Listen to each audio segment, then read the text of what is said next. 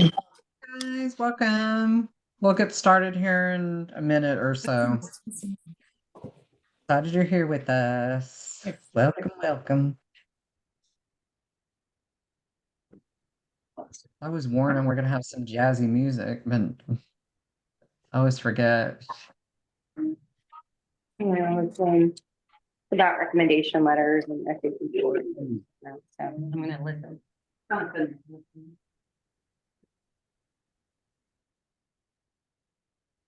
Welcome, welcome. We'll get started here in just 1 second. Still have some people in the coming in the waiting room. We'll let that die down here for a sec.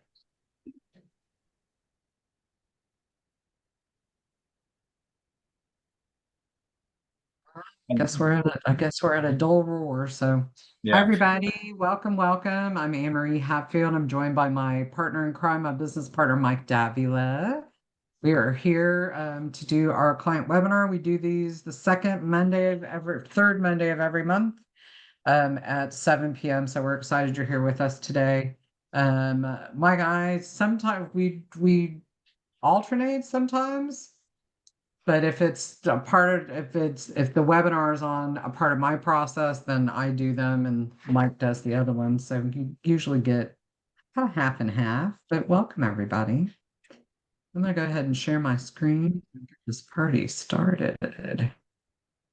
While Anne-Marie is doing that, I just wanted to let everyone know as you come in, we're like in a meeting format tonight. So you can unmute yourself and ask questions. However, you can also go into the chat function, which is on your control bar, and ask any and all questions that you would like to do in that fashion. That may be the easiest way. So sorry, Anne-Marie, go ahead. No, that's perfect. That's perfect. We're a dual team here, so that works. All right, so this month we are going to talk about letters of recommendation and sending transcripts and SAT scores and deadlines. So that's kind of the agenda. We'll leave some time at the end for your questions about this part of the process or about anything having to do with any other part of our process.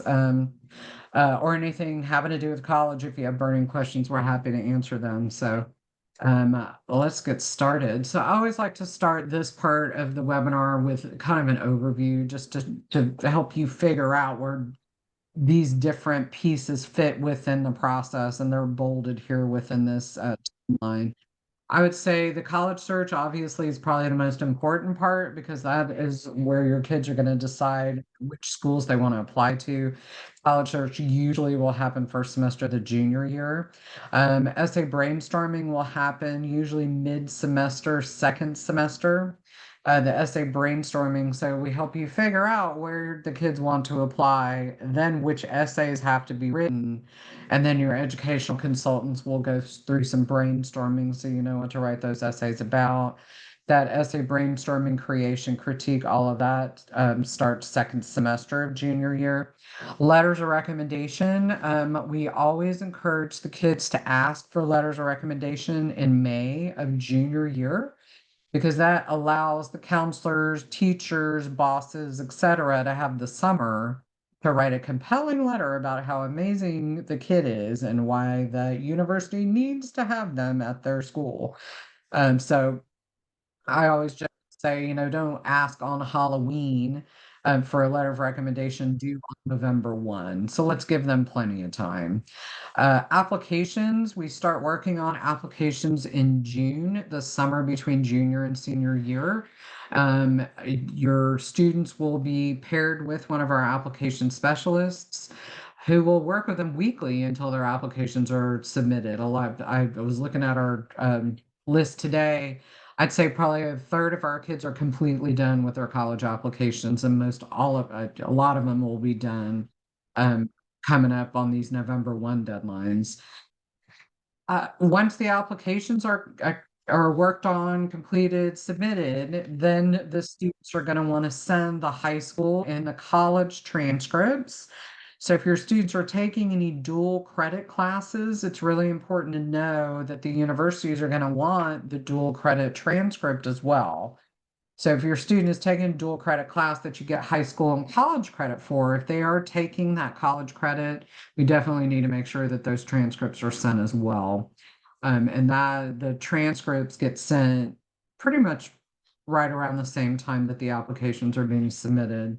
Same with the SAT, ACT scores. If we are not going test optional, meaning if we want our SAT, ACT scores to be used in determining whether or not we're going to be able to get into that university or what scholarships are going to be available to us, we need to make sure that we send those SAT, ACT scores pretty much right after you send the application. So you send the application, then you send the transcripts, and then you send the SAT scores. Colleges will make their decisions once they start receiving those applications in August. I think August 4th was the earliest day that any of our kids actually got accepted this year.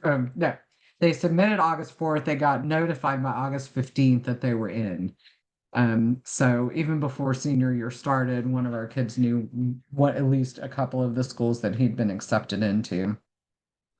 They will make those decisions, yes or no, between August and April. So it's almost a whole year, which is kind of crazy. And then after the applications are submitted and the financial aid forms are filed, the financial aid award letters will start coming out.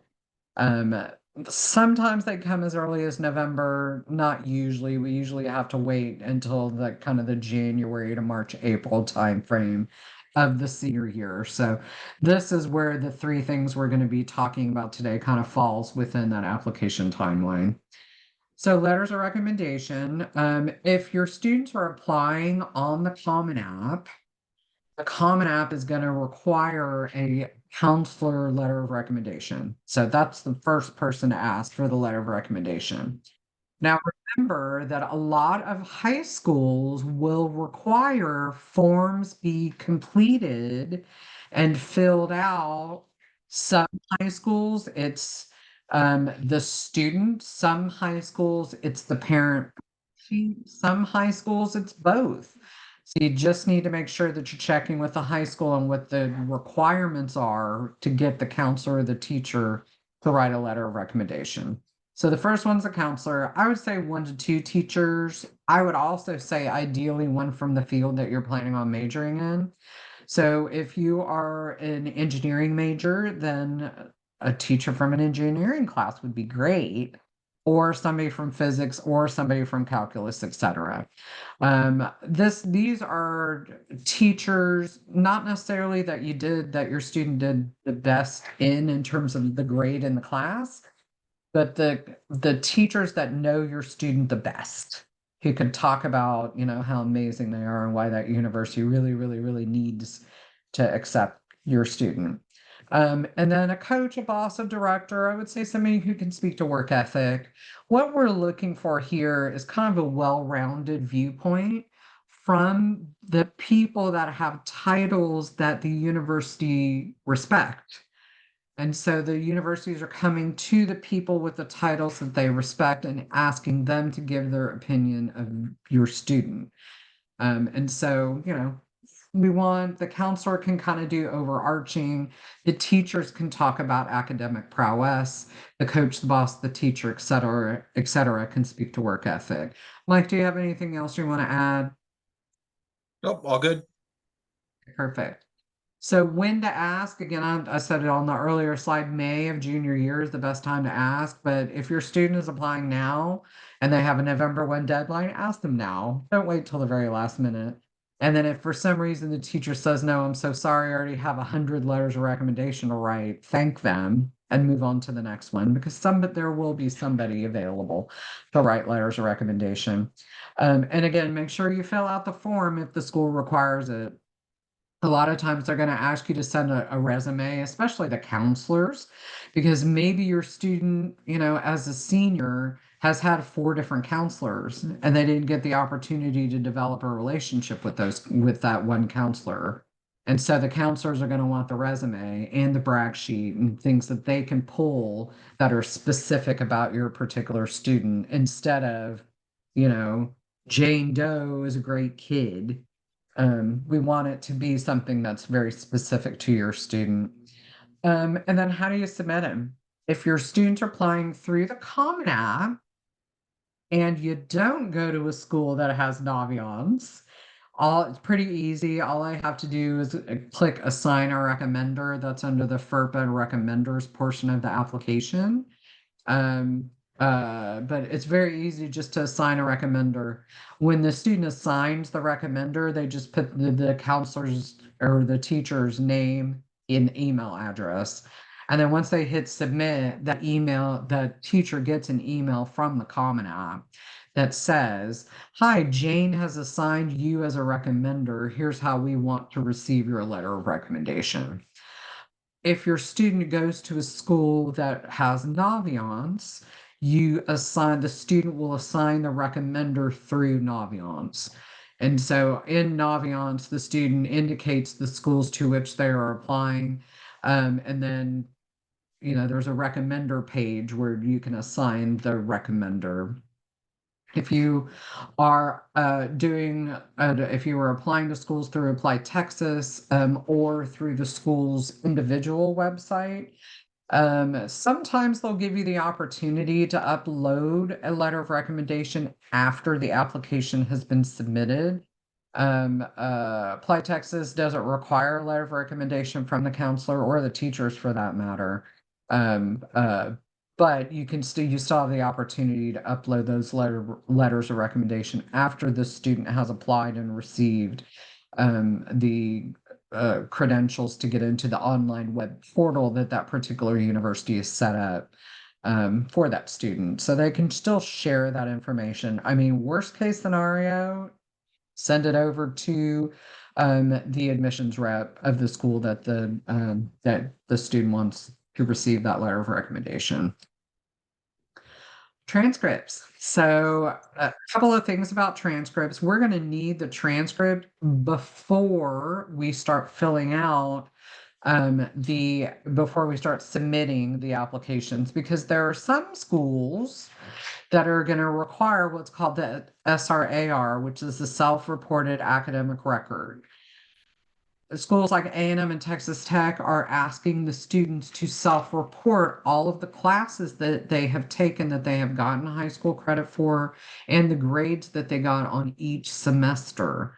And so we're going to need to get a copy of the transcript at the end of junior year as quickly as we can get it. A lot of times we can get an unofficial copy of that transcript from the high school counselor, usually starting August 1, because counselors, believe it or not, need vacation too.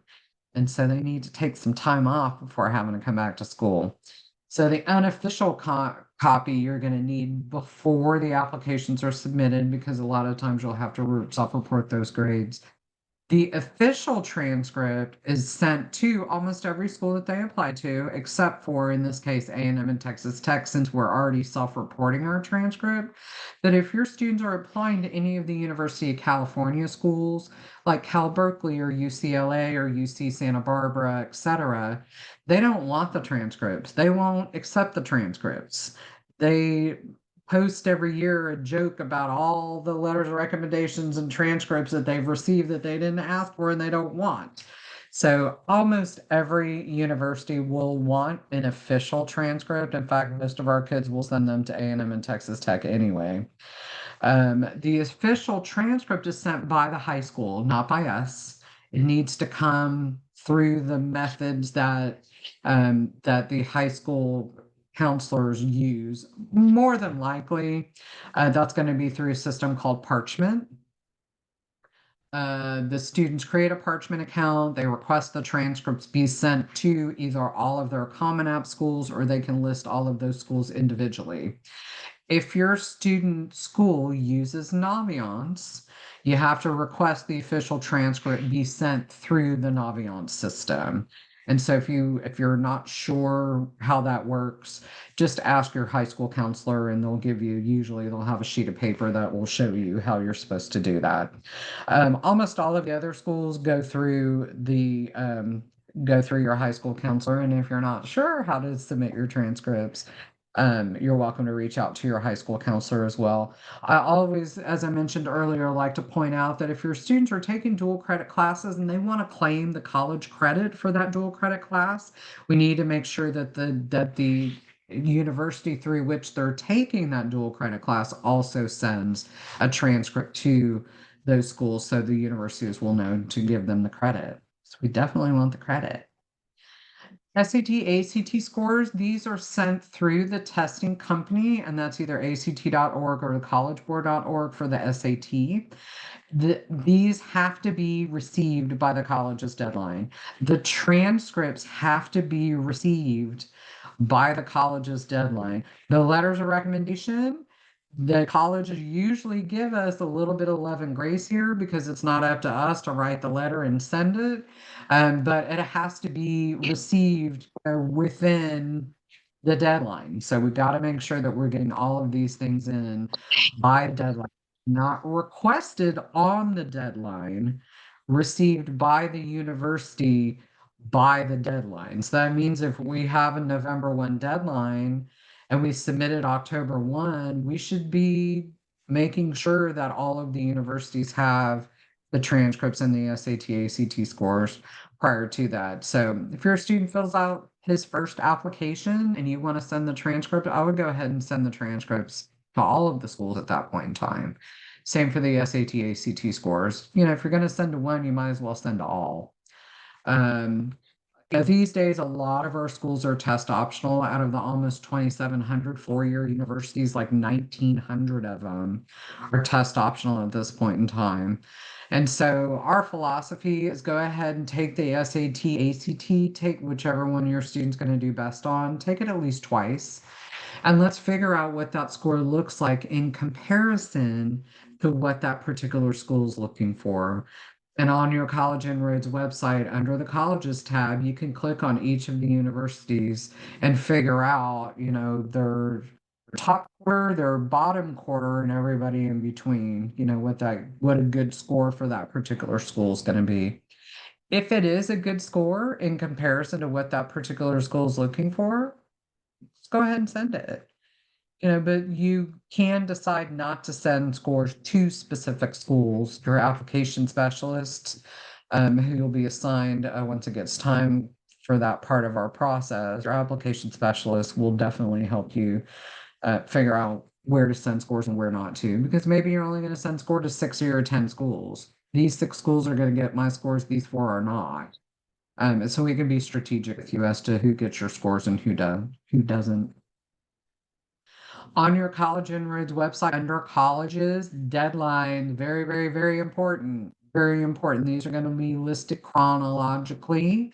And if we have seniors on the call right now, I bet you already know this. I hope you do, because it's a very easy snapshot to be able to see when your deadlines are. In fact, our students are working on their college applications in order of their deadline at this point in time. So this is just a slide to know that these are the deadlines by when that particular school needs to receive everything. Oops, went the wrong way. Sorry about that. On your application outline, once you have submitted the application, it's going to be really, really important for you to click the submitted button. Your students will also choose the way that they are applying, and that'll show you the deadline by which that school needs to receive all of the information. Once your student has submitted that application, you know, hopefully you're going to start hearing back pretty soon on whether or not whether or not they've been accepted or not. And so I always like to point out on this particular one, this is under the application outline, all of this information, the academic scholarships, it's absolutely critical for us to know all of the scholarships that your students have received. And we want to brag on you, and we want you to be able to brag on your students too. So please share that information with us. Really, really important. And next steps, this is a pretty quick one today. For seniors, we're submitting applications at this point in time. We need to make sure that the transcripts are sent. We need to make sure that the SAT, ACT scores are sent. Almost always, unless you're going test optional, the universities are not going to, the application is not complete until they receive all of this information. And so the student might think they're done because they've just submitted the application. They're not done. They still have to submit the transcripts. They still have to submit the SAT, ACT scores.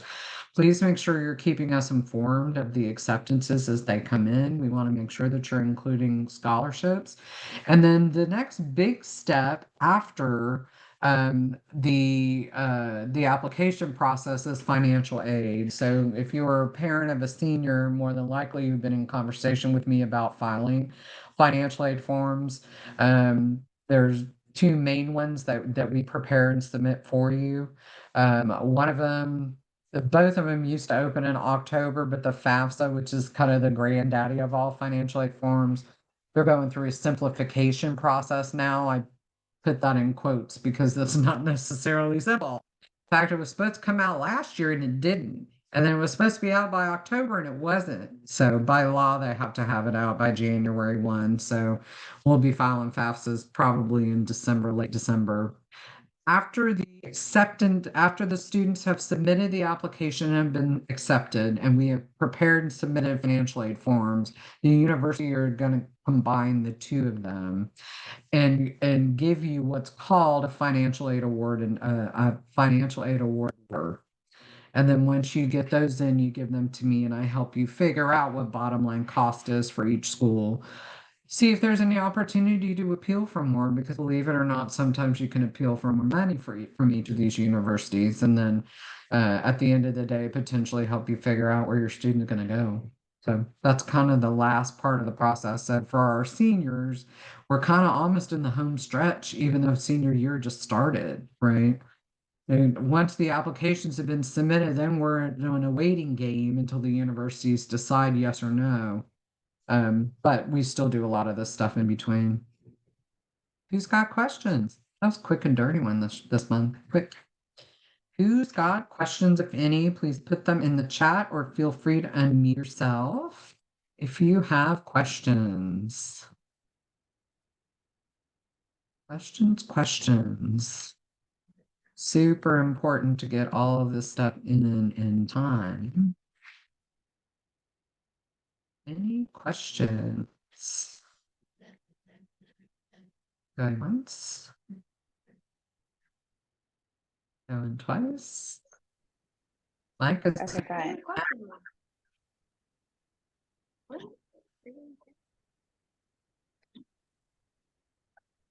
anything you want to add, Mike?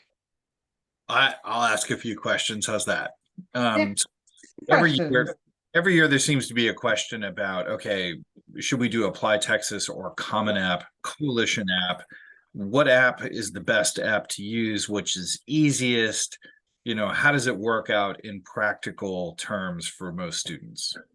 I mean, I will say that the application specialist team was doing backflips and jumping jacks and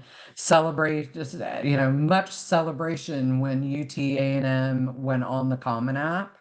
And so I would say that almost all of our students are filled out a Common App this year. I think we had a handful that applied to schools that were only on Applied Texas, like Sam Houston State, or Angelo State, or a couple of Texas only schools that aren't on the Common App. But almost all of our kids will fill out a Common App, I would say.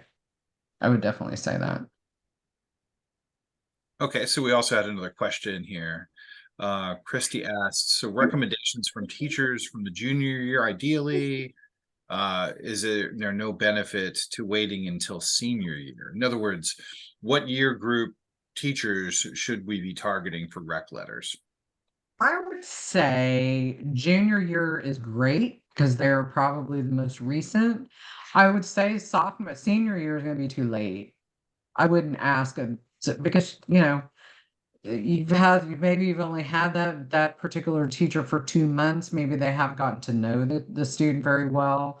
I would also say that maybe a teacher that the student has had for multiple years, like their Spanish teacher, if it's the same teacher year after year, is going to be a really good one because they can talk about how the kid has changed and grown, turned into the amazing kid that they are becoming. So, in terms of that, I would say probably sophomore, junior year. You could pull somebody from freshman or eighth grade, or freshman year, not eighth grade, but I would say probably sophomore or junior. Junior would probably be the best one. But if you had a really good teacher who loved your student sophomore year, then sophomore year is totally fine. I wouldn't wait until senior year. I think 2 weeks. Awesome. Should you send the transcript and SAT score before submitting the application? You certainly can. What that's just going to do is going to go in the holding pattern until the university gets the application. So, yeah, I mean, usually our students, once they've submitted their first application, we'll just go ahead and have them send the transcript and the SAT, ACT scores, because if they're going to have to do it for the first one, we might as well, while we're on the website, go ahead and send it to everybody so we don't forget anybody. Types of teachers should letters of recommendation.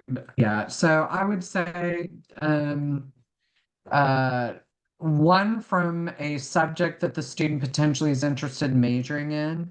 So again, if they're majoring in engineering, maybe an engineering class that they took, or the robotics team captain or advisor, for example. If they want to major in business, business class that they took, or the DECA advisor or something like that. They can get letters of recommendation from art teachers, especially if they're majoring in art, club advisors, math, English. I would probably stick to the top four, the English, math, history, um, science, but you can probably put foreign language in there as well. And if you had a theater arts teacher and the kid wants to major in theater arts, that's always a good one. Also, Embry, I would encourage thinking about core class teacher recommendations. For example, you'd mentioned DECA, that's great for business, but math is a core subject that most business schools really are pretty keen to see your student performing in. So if we have a great recommendation, for example, for a student going to a business program, math might be a really great place to be. So those sorts of questions, absolutely come up during the process.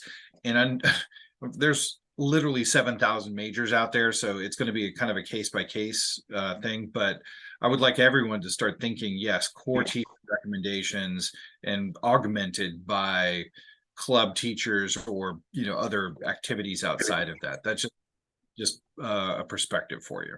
Yeah, no, I agree with you 100%. The top four, like I said, the English, math, history, science, maybe foreign language would be a good one in there as well. And then you supplement with the DECA or the robotics or what have you. Love that idea. Daughter's a senior in the process of applying. Yeah, I would go ahead and send the transcripts and the SAT scores. I would go ahead and do that just to make sure that they're in by the deadline, especially if you have November 1 deadlines coming up. So again, the university is going to take all of that information, put it in a file, wait for all of the information to be in the file. And then once the application comes in, then they put everything together.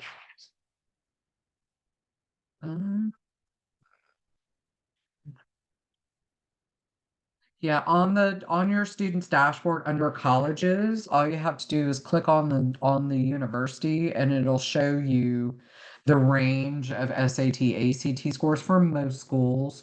I noticed this year, especially for UT didn't publish their SAT, ACT score, so it didn't in through the common data set, which is interesting. On the dashboard, it does not say which school super score. That's a really good point. If the information is published on the university's website, then on the application outline under SAT, ACT, potentially you'll be able to see if they super score there, but not every university publishes that information. Only look at the first X scores. No, they don't tell us that either on the dashboard. That's something that you won't be able to see until you go to the College Board or to the ACT.org. The College Board especially will allow us to pick which scores we want to submit. The College Board will know if a particular school super scores, and they'll give you suggestions. And so your application specialist can help you with that part of the process, take you to the College Board for the SAT score. click on score selects, and then we can figure out which test scores you want to send. You know, if you took it 3 times and they did the best on the first and the third in school super score, you know, the best critical reading on one and the best math on the third, then we can pop them out and combine them. And then usually on the College Board, when you click on score selects, it'll automatically highlight the 2 scores they think that you should send if that school super scores. Let me look at what's great. Yes, and they will only look at, well, so only look at what scores you submit. That's a good point because there are a handful of universities that will want to see all of the test scores for all of the tests that that student has taken. So if they took the SAT 4 times, they're going to want to see all 4 scores. But there's mainly 3 different ways universities are going to want to see these SATs. Either it's the first sitting, the highest sitting. So if they take it 3 times, they did the best on the second one, they only want to see the second one. Some schools will super score, meaning you're going to want to send the two tests where they did the best on the critical reading on the first one and best on the math on the one, and they pop them out and combine them. And then some universities are going to want to see every time they took the SAT, which is why we don't suggest you take the SAT without any prep first. We always encourage you to go ahead and prep. Don't go in blind, don't go in cold. You know, go ahead and prep for the first one because God forbid COVID again. Well, I can't believe I said that out loud. But there are some students that took the SAT that one time and then they weren't able to take it ever again. And that was the score that they had because they didn't have an opportunity to take another SAT again. All right, pay to apply a week before early action deadline. Is it okay to apply a week before? Yeah, absolutely. As long as you apply prior to that November 1 deadline, will they have enough time to submit transcripts? Yes. The transcripts, yes, for sure. The SAT, I mean, I would probably do 2 weeks out for SAT because I had a kid submit and a week later they hadn't received it yet. So I would probably, if it's November 1 deadline, today's the 16th, I would go ahead and send the SAT score now to give them enough time. Transcripts are usually pretty easy because they make the request. And by the way, to pay. You have to pay for your transcripts to be sent. You have to pay for your SAT scores to be sent as well. Most schools will give you like 4 transcripts for free, and then they charge you $5 a piece, something like that. The SAT, ACT scores are usually anywhere from $13 to $15, if I remember correctly, for each score you send. Any other questions? You're welcome. Any other questions? Going once. Going twice. Anything else you want to add, Mr. Mike? Sorry, I was muted. Nope, I think we're good, Emery. Perfect. Well, thanks everybody for being here. We will have this recording up. So if you got here late and you want to see the first part of it, you're more than welcome. And then obviously just don't hesitate to reach out to us with any questions. Thanks for being here tonight. I hope this was helpful. And we'll see you next time. Thanks, guys.